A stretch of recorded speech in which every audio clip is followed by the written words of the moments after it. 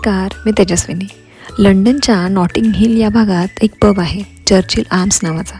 आता तुम्ही म्हणाल पबमध्ये काय विशेष? लंडनमध्ये तर भरपूर पब असतील.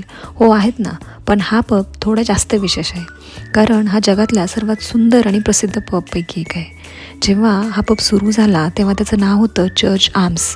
पण दुसऱ्या महायुद्धानंतर ब्रिटनचे पंतप्रधान विन्स्टन चर्चिल यांच्या नावावरून या पबचं नाव चर्चिल आर्म्स करण्यात आलं. कारण का तर विन्स्टन चर्चिल यांचे पूर्वज या पबमध्ये येत असत म्हणे.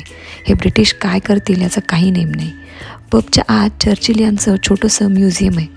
मी काही आत गेले नाही, पण विचारल्यावर कळलं की इथे टेबल आधीच बुक करावा लागतो, कारण प्रचंड गर्दी असते.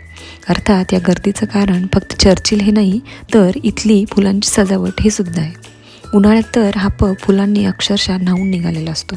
क्रिसमसच्या वेळी तर क्रिसमस ट्री आणि दिव्यांची रोषणाई पाहण्यासारखी असते. एक मजेची गोष्ट म्हणजे लंडनमध्ये थाई जेवण देणारा हा पहिला पब होता. थाई म्हणजे थायलंडचं. आजही इथली थाई करी खूप प्रसिद्ध आहे. तर मग तुम्ही केव्हा येताय या पबला भेट द्यायला?